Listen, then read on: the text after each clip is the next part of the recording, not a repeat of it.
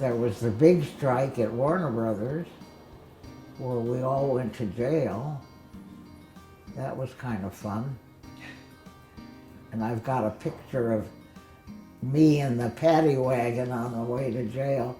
Kids all have pictures of their grandma or their mother in a paddy wagon.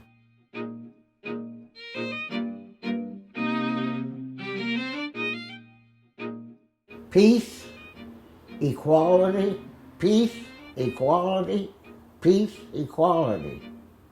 If you ask Jane Dawson what her life mission has been, that is what you'll hear. For the last 90 years, Jane has been a hardcore activist. There were always issues. Some kid was kicked out of school because he was black. Somebody didn't get a job because they were black.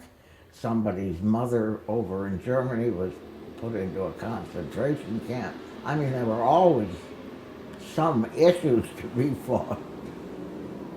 Jane was born in 1913 in St. Paul, Minnesota, but it was 16 years later when she said her life really began, a time that felt like the end for many others. I moved to Chicago the night of the stock market crash. People were hungry, people were starving, people were being evicted from their houses, and a big trade union movement began. It was in this environment where Jane found her love of learning and her fight for justice. Well, I went to a class called sociology, and in that class was a young black man, and he got up to make a report on a conference he had gone to. It was called the American League Against War and Fascism. And he told us all about Hitler, and he told us all about black people and how they were oppressed and how awful we had treated them and so on. I just said, this can't be. And I had never thought about black people as being equal, and here was this stunning young man in a blue suit standing up there telling me about all these things. It didn't take a hammer to wake me up. Jane jumped right in and got involved in the communist movement and the NAACP. We had neighborhood groups like any community does, and I would join them, and they would try to get them to get involved in a campaign against Hitler before the war broke out, a campaign for equality for black people long before anybody thought that that was okay. They couldn't even go into a restaurant. They couldn't even go into Macy's and get a job. I remember when we were picketing May Company because they wouldn't hire a black young lady who wanted to be a clerk. Well, that was typical of what it was like in those days. So there was plenty to picket about, believe me. It was all fun, even when you were on a picket line that was being chased by cops on horses. But that was fun too. But sometimes it wasn't fun. And thousands of union organizers and communists and other people that were on the left were beat up, put in jail, chased, neighbors prejudiced against them. Jane also found another way to spread the word with the Chicago Repertory Group, which was founded in 1934. They put on left-wing plays like Waiting for Lefty and Black Pit.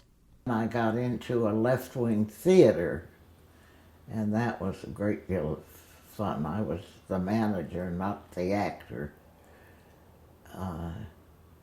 That was a great experience, and mostly our audience was left-wing people, trade unionists, people like that, who wanted to advance the social agenda. In 1939, now married with one son and one on the way, Jane and her husband Charles moved to Los Angeles. For some reason, my husband always wanted to live in California.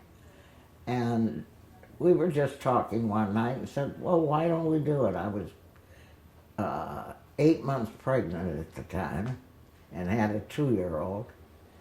And we didn't have any money, but we had pretty good jobs during the Depression, both of us. Each of us made $25 a week, and that was a lot of money.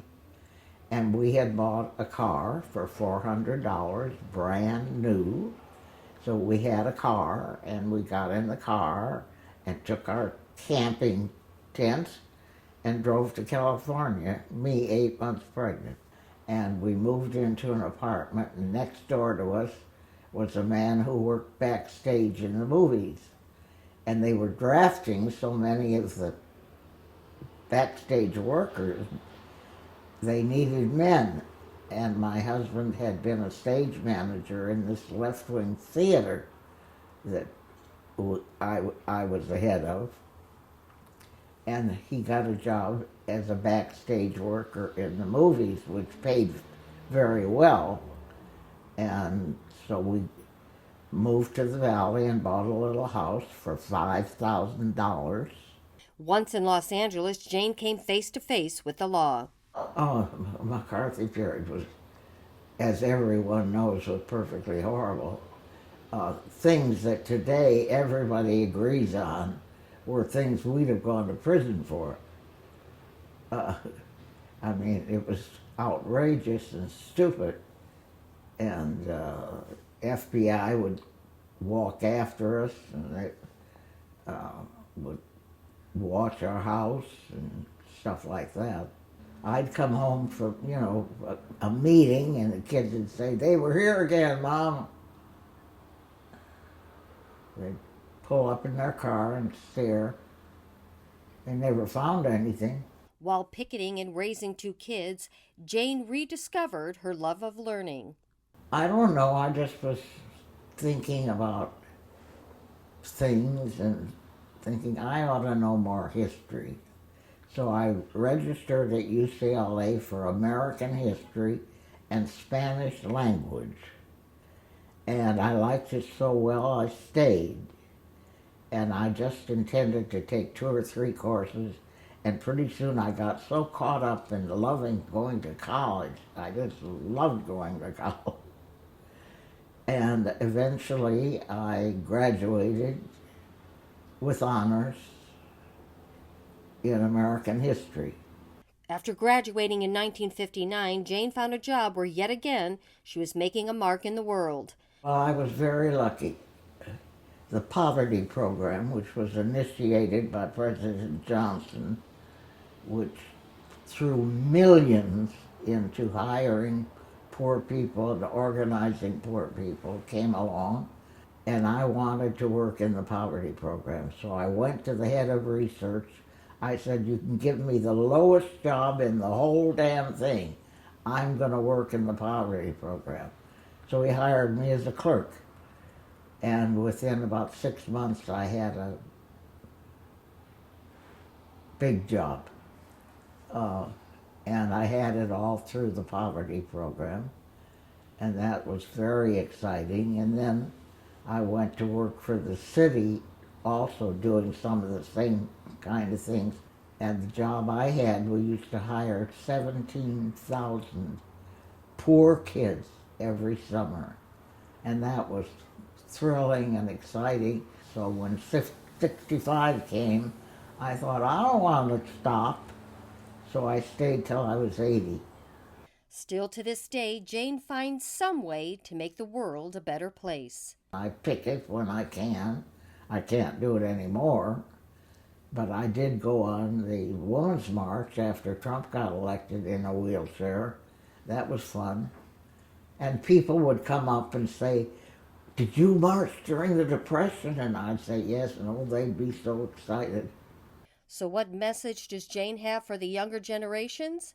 One of the most important things is to know about other cultures and not think yours is the only one and it's the best.